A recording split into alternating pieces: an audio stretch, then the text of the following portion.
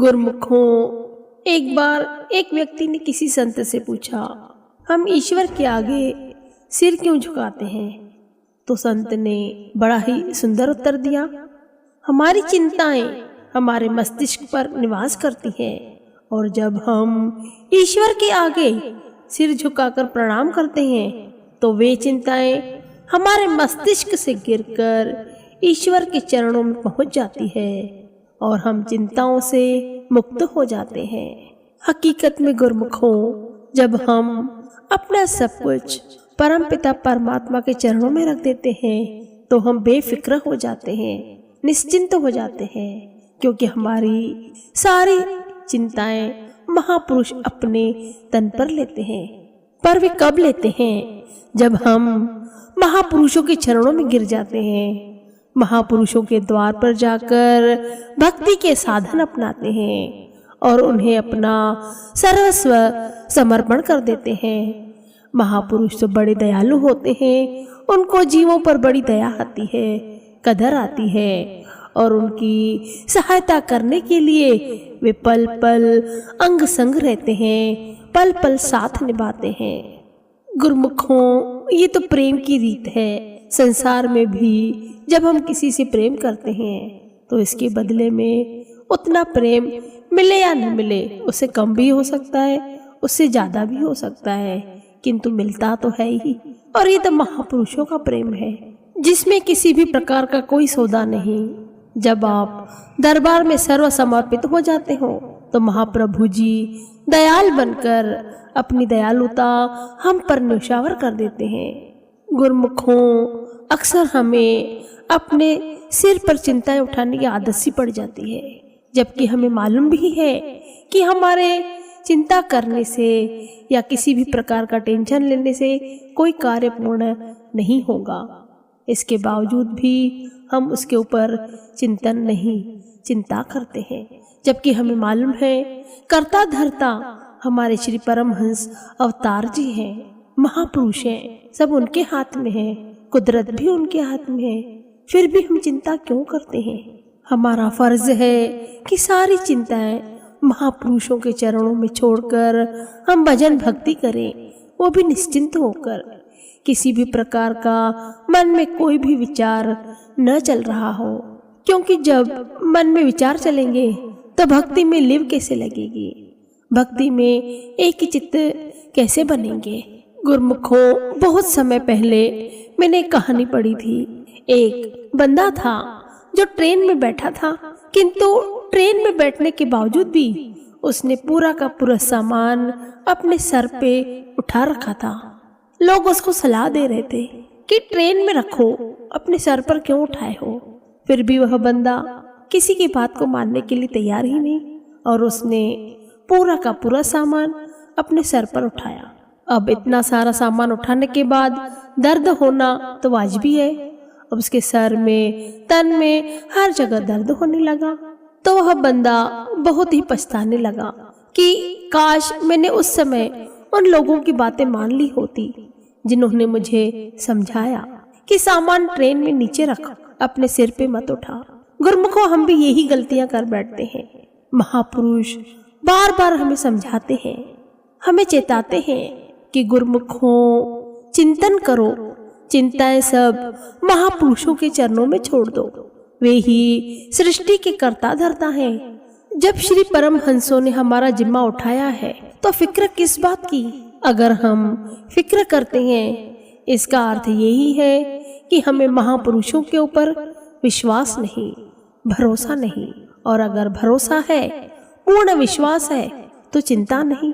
दोनों में से कोई भी एक चीज अपने सर में रहती है, या तो चिंता या तो विश्वास। गुरुमुखों, ये आप पर निर्भर करता है कि इन दोनों में से कौन सी चीज को ग्रहण करना है। गुरुमुखों, इसी प्रकार की एक श्रीलीला है। हमारे पंचम महाप्रभु जी जो दीनों के नाथ हैं, दीन दयाल हैं, घट घट वासी, अंतर्यामी हैं। गुरुमुखों, एक परिवार, बड़ा ही भक्तिमान परिवार, उनकी महापुरुषों के चरणों में अनंत लिव, अनंत विश्वास। वे बाहर जब भी जाते तो महापुरुषों को श्री परमहंसों को मत्था टेक कर जाते और जब घर में प्रवेश करते तो आते से ही सबसे पहले श्री परमहंसों के चरणों में दंडवत प्रणाम करते।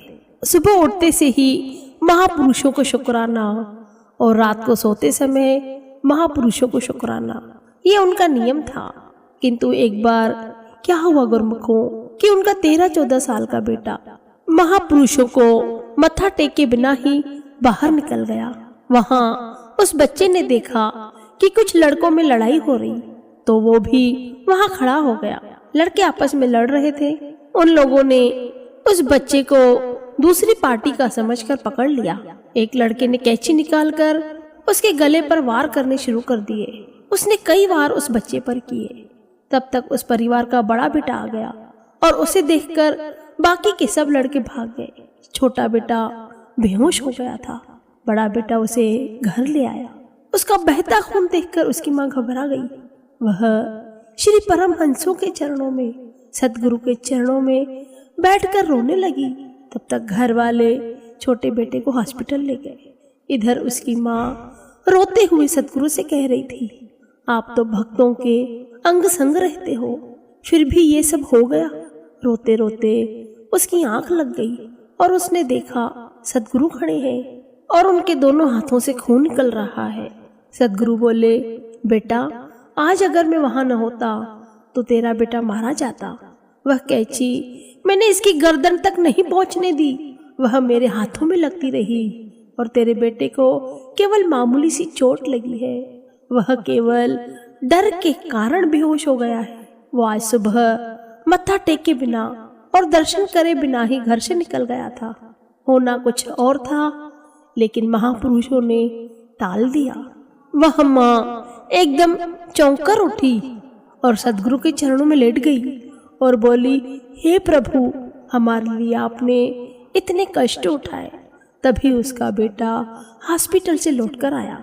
उसके पिता ने बताया, सब ठीक है, बस थोड़ी सी चोट है। तभी छोटा बेटा बोला, पिताजी, मुझे श्री गुरु महाराज जी ने बचाया है।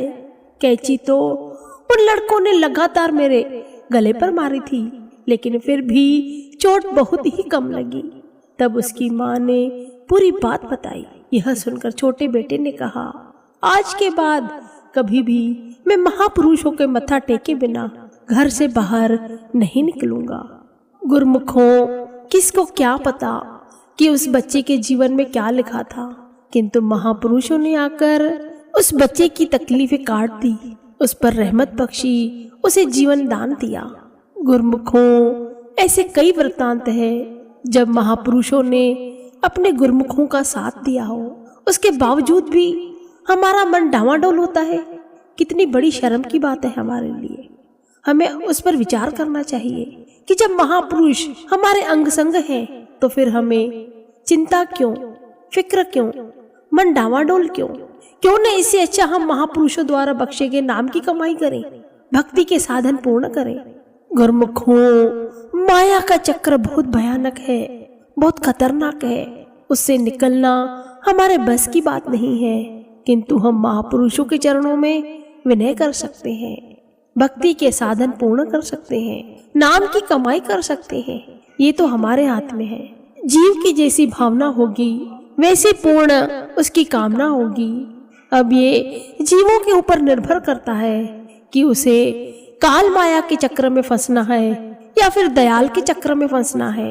यद्यपि काल माया के चक्र में फंस गया तो 84 लाख योनियों को भुगतना पड़ेगा, और अगर दयाल के चक्र में आ गया तो फिर कहना ही क्या, सुख ही सुख, यहाँ भी सुख वहां भी सुख, हर जगह सुख ही सुख, खुशियां ही खुशियां, क्योंकि महापुरुष देते ही हैं जीवों को सुख, सच्चा सुख, सच्ची खुशियां। फिर भी हम इधर उधर भटकते रहते हैं। जहाँ सच्चा सुख मिलता है, सच्चा आनंद प्राप्त होता है, वहां जाते ही नहीं, जाते भी हैं तो आनाकानी करते हुए या फिर एक दिन छोड़कर। नित्य नियम निभाओ गुरुमुखों। हम सुनते हैं अमृत वेला संभालो। गुरुमुखों, कोई भी वेला हो, जब हम महापुरुषों को याद करते हैं तो वह वेला सफल होता है, सजाया होता है, क्योंकि उसमें आपने भगवान की बंदगी की, भजन भक्ति की, श्री परमहंसों को याद किया तो वह वेला सफल ही हो गया। हाँ, ये बात और है कि अमृत वेला इसके लिए कहते हैं क्योंकि वह दिनचर्या का पहला पहर होता है। वह पहला पहर दिन की शुरुआत होती है और जब हम दिन की शुरुआत महापुरुषों से करेंगे तो बाकी का पूरा दिन सफल बनेगा, इसमें कोई शक नहीं है। क्योंकि फिर जैसे जैसे दिन बढ़ता जाता है वैसे वैसे शोर शराबे ज्यादा होते हैं, काम धाम शुरू हो जाते हैं। ऐसे शोरगुल वाले समय में प्रभु की भजन बंदगी करना एक चित्त मन नहीं लगता। इसलिए महापुरुष फरमाते हैं कि अमृत वेले उठकर, सुबह सवेरे उठकर भगवान को याद करो, नाम की कमाई करो, फिर पूरा दिन आपका।